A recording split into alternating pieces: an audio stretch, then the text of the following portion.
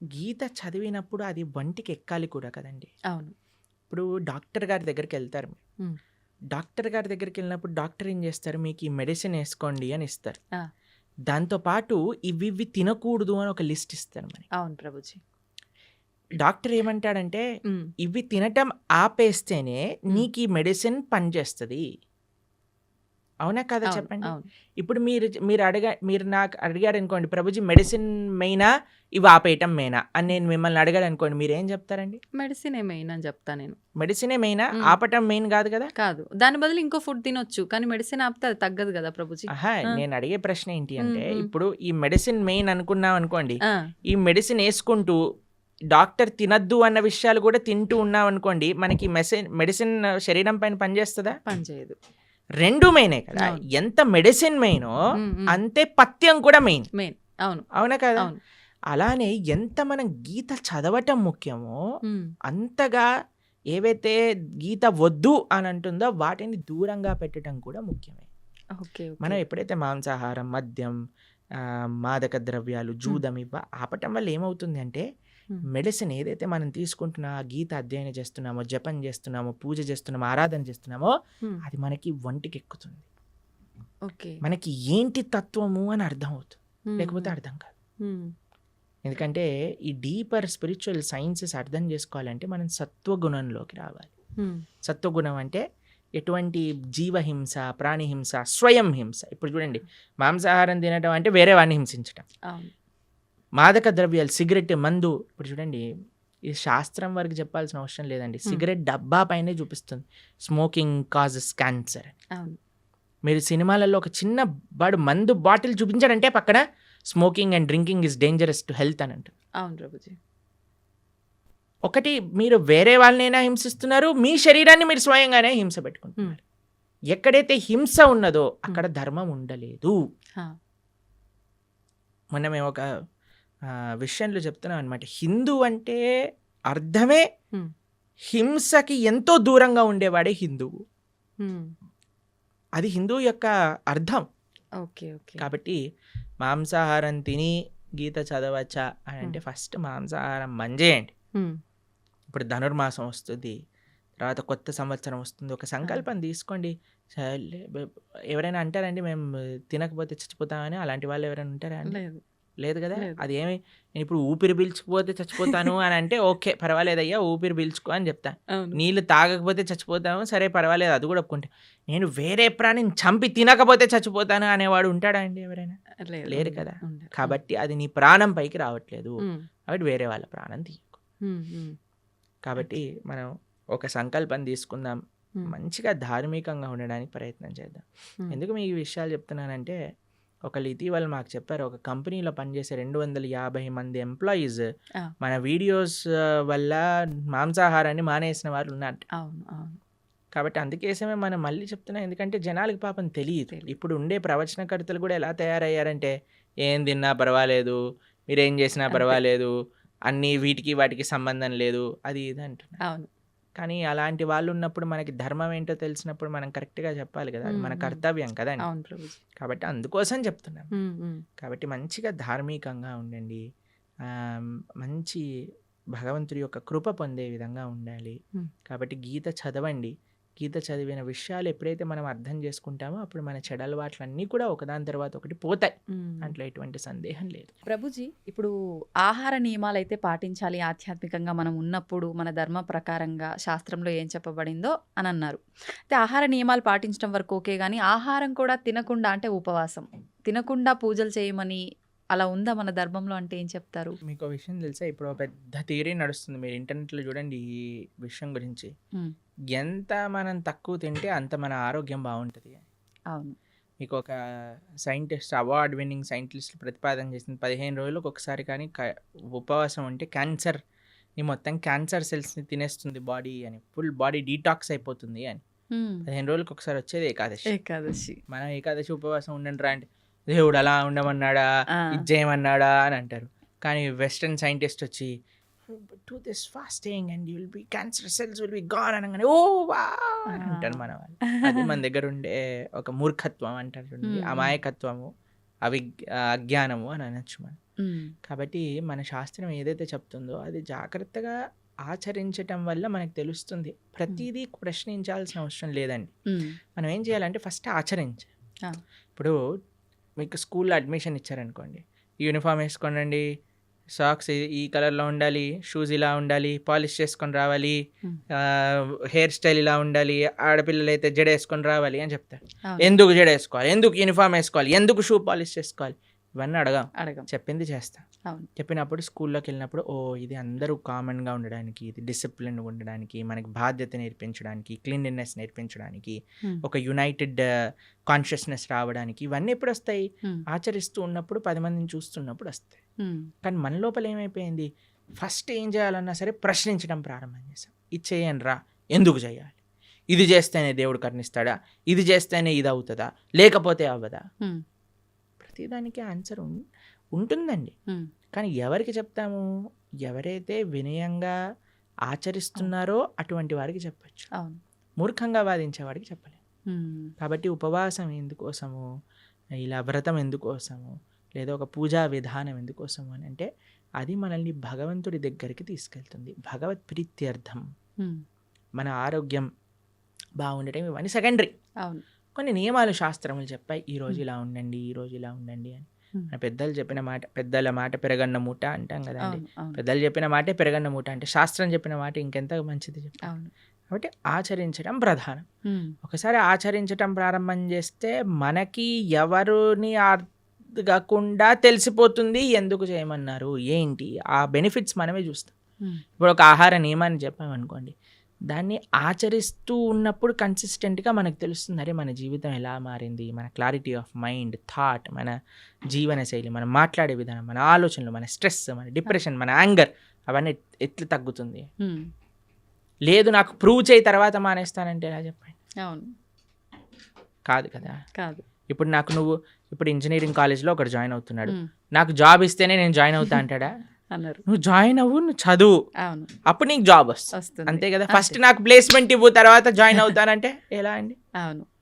First నువ్వు join అవ్వు, ప్రాసెస్ని ఫాలో అవ్వు, అప్పుడు మొత్తాన్ని క్లియర్గా వస్తుంది. అయితే ప్రభుజీ నాదొక చిన్న డౌట్. అంటే ఇలా ఆలోచించడానికి కారణం ఇది అయ్యుంటుందేమో అని. కొన్ని అంటే ఇప్పుడు సైంటిఫిక్‌గా ప్రూవ్ చేసిన తర్వాత మీరు చెప్పినట్టుగా నమ్ముతున్నారు. అంటే అది మనకెప్పుడో ఉంది శాస్త్రాల్లో. కానీ మన శాస్త్రాలు, పురాణాల విషయానికొస్తే కొన్ని వేల లక్షల సంవత్సరాల క్రింద నుంచి ఉన్నవి అని చెప్తారు గానీ, అంటే ప్రతిదానికి కూడా ఒక నిర్దిష్టమైన అంటే ఇది టైము, ఇప్పుడు రచించారు, లేకపోతే ఇప్పుడు రాశారు, ఇప్పటి నుంచి ఉంది అని నిర్దిష్టమైన ఒక సమయం లేదు. అందుకని చెప్పి దీన్ని ఎలా ఒక మూఢనమ్మకం. నిర్దిష్టమైన సమయం ఉంటుందండి? ఎందుకంటే దానికి నిర్దిష్టమైన సమయమే లేదు. అనాదిగా వస్తుంది. భగవంతుడు ఉన్నప్పటి నుంచి జ్ఞానం ఉన్నది. హ్మ్. భగవంతుడు బ్రహ్మకు ఉపదేశం చేశారు వేదాలు. ఆ. ఎప్పుడని ఎలా చెప్తాం? ఆది అని అంటాం. అవును. ఆదికి టైం ఇన్ఫినిటీకి ఎప్పుడు అయిపోతుంది? ఇన్ఫినిటీ చెప్పండి అంటే ఎలా అంటాం? చెప్పలేం. అలానే ఒక స్టార్టింగ్ పాయింట్ అంటూ లేదండి. హ్మ్. కొన్ని విషయాలకు చెప్పొచ్చు. భగవద్గీత 5000 సంవత్సరాలు అయింది. అవును. ఎందుకంటే కృష్ణుడు ఆవిర్భావం అప్పుడైంది. ఆ. కృష్ణుడు 125 సంవత్సరాలు ఉన్నప్పుడు అర్జునుడికి భగవద్గీత ఉపదేశం చేశారు. ద్వాపర యుగం అయిపోయింది, కలియుగం స్టార్ట్ అయిపోయింది. కాబట్టి సుమారుగా ఇన్ని సంవత్సరాలు. ఇప్పుడు కృష్ణుడు పుట్టినరోజు ఏదైతే కృష్ణాష్టమి చేసుకుంటారో అప్పుడు రాస్తారు 5000 ఇన్నో సంవత్సర జన్మాష్టమి అని. కొన్ని మనకి నిర్దేశం ఉంది. కానీ అపౌరుషేయమైన వేదములకు ఎలా చెప్తాను చెప్పండి మనం? వ్యాసుల వారు 5000 సంవత్సరాల క్రితం వేద విభజనను చేశారు. అన్ని ఎంతో పైలప్గా ఉన్న వేదాలన్నింటినీ 4 కేటగిరీస్గా చేసి చక్కగా ఈజీగా అండర్స్టాండ్ అయ్యే విధంగా మనకు అందించారు. కాబట్టి దానికి ఒక లెక్క ఉంది. ఓకే. కాబట్టి అన్నిటినీ అందుకే ఇందాక అన్నట్టుగా మనము ఇప్పుడు టీచర్ ఇక్కడ అమెరికా ఉంది అని మనం మ్యాప్లో చూపించేసింది అనుకోండి, వెళ్ళొచ్చాక నమ్మం కదండి. అమెరికా ఉంది అంటే అమెరికా ఉంది. ఇప్పుడు ఎగ్జామ్ పేపర్లో ఈ కాంటినెంట్ ఏంటి, అమెరికా రాసిస్తాం. కానీ టీచర్ని అడగము ఏంటి ప్రూఫ్ చూపించమని. కాబట్టి శాస్త్రాన్ని మనం యథాతథంగా ఫస్ట్ మనం కొద్దిగా నమ్మకాన్ని ఇన్వెస్ట్ చేసినప్పుడు ఆ నమ్మకం బట్టి మనకి ఆ శాస్త్రం అనేది ప్రస్ఫుటితం అవుతుంది, మన మనసులో గోచరం అవుతుంది, మనకి విషయాలు తెలుస్తూ ఉంటాయి. దానికి భాగవతోత్తముల యొక్క సాంగత్యం, సద్వైష్ణవ ఆచార్యుల యొక్క సాంగత్యం, గురువుల యొక్క సాంగత్యం, పరంపరాగతమైన గురు పరంపర యొక్క సాంగత్యం ఎప్పుడైతే దొరుకుతుందో అప్పుడు మన మిగతా విషయాలన్నీ కూడా మనకు తెలుస్తాయి. ప్రభుజీ, గీతని ఉపనిషత్తు అని అంటుంటారు. ఎందుకని ఉపనిషత్తు అంటారు? ఉపనిషత్తులో ఉండే జ్ఞానం అంతా కూడా గీతలో ఉన్నది. ఇప్పుడు చూడండి, మీరు పాలు తీసుకున్నారనుకోండి, 10 లీటర్ల పాలు తీసుకున్నారు. హ్మ్. దాన్ని బాగా మీరు వేడి చేస్తూ ఉన్నారనుకోండి, కొద్దిసేపు అయ్యాక ఎర్రగా మారుతాయి. అవును. దాని తర్వాత ఇంకా చాలా కండెన్స్ అయిపోతుంది. దాన్ని రబడీ అంటారు. తెలుసా మీరు రబడీ తిన్నారా ఎప్పుడైనా? రబడీ చాలా కండెన్స్ అయిపోయింది అనుకోండి, ఖోవా అయిపోతుంది.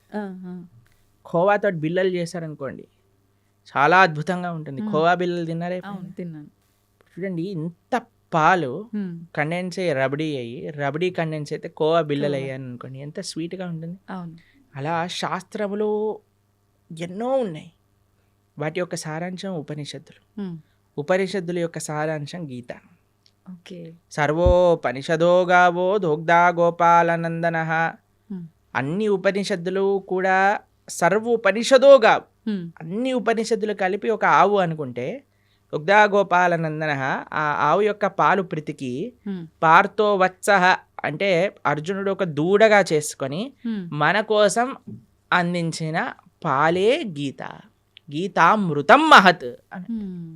అటువంటి గీతామృతం ఏదైతే భగవద్గీత ఉందో అది అన్ని ఉపనిషత్తుల యొక్క సారాంశమే కాబట్టి అది ఉపనిషత్, గీతోపనిషత్ అని మనం అంటాం. ప్రభుజీ, ఇప్పుడు విష్ణువు అవతారాల్లోకెల్లా, అన్ని అవతారాల్లోకెల్లా కృష్ణుడి ఒక్క అవతారానికి మాత్రమే అంటే ఒక బోయవాడి చేతిలో విషపు బాణానికి మరణించాడు అని చెప్పి వింటూ ఉంటాం. ఎందుకని ఇలా డిసైడ్ చేయబడింది అంటారు? ఎలా సాధ్యపడింది అలా? అసలు కృష్ణుడు బోయవాడి చేతిలో చనిపోయాడు అనేది అబద్ధం. అబద్ధమా? మరి ఒక విషయం మీకు అడుగుతాను చెప్పి. చిన్నపిల్లవాడు 6 రోజులు 8 రోజులు అంత వయసున్న పిల్లవాడికి పూతన అని ఒక పెద్ద రాక్షసి వచ్చింది. ఒకసారి మీరు వినే ఉంటారు కృష్ణుడి యొక్క కథలో. విన్నారా పూతన రాక్షసి?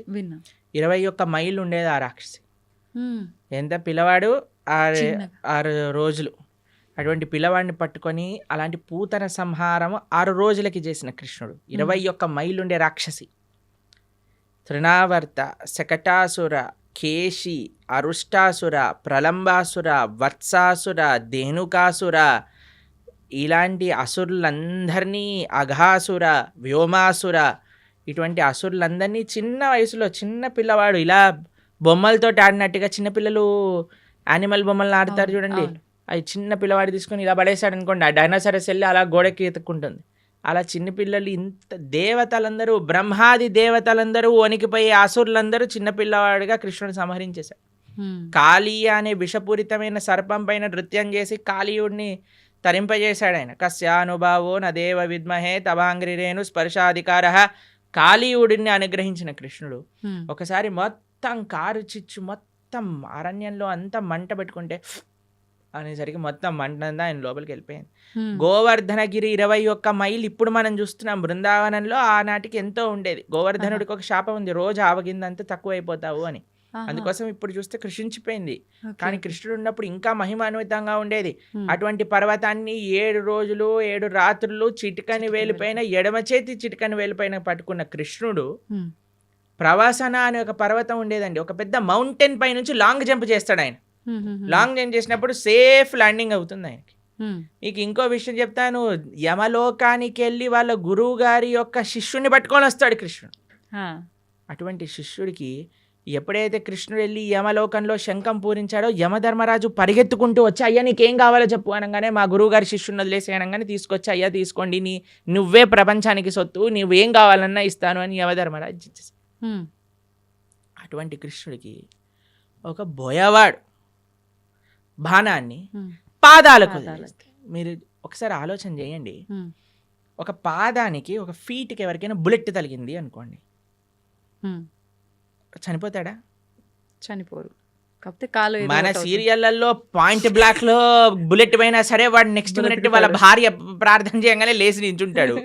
అలాంటిది పరమాత్మ, భగవంతుడైన శ్రీకృష్ణ పరమాత్మ కాలికి ఒక బాణం తలిగితే చనిపోతారు అని అంటే ఎలా మనం నమ్మగలుగుతాం చెప్పండి? ఎటువంటి స్వామి. మీకు ఒక విషయం చెప్తాను, అందుకే శాస్త్రాన్ని చదవాలి. ఇన్స్టాగ్రామ్ రీళ్ళు అవి ఇవి చూడకూడదు.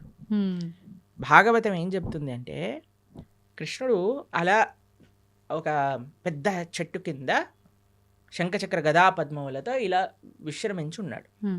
దూరం నుంచి ఒక బోయవాడు చూశాడు కృష్ణుడిని. కృష్ణుడి యొక్క పాదము ఆయనకి ఒక జింక చెవిలా కనిపించింది అన్నమాట. అయితే దూరం నుంచి ఆయన బాణం వేశాడు. ఆ ఆ బాణం వచ్చి కృష్ణుడికి తలిగింది. హ్మ్. తర్వాత ఆ బోయేవాడు వచ్చాడు.